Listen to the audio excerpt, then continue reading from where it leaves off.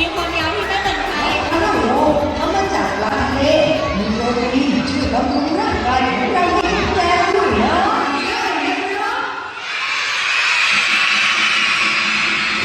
นี่แน่ทิ้งซะเลยดีหรือไม่ดีนะครับที่เน่าเสียไม่ย่อยสลายได้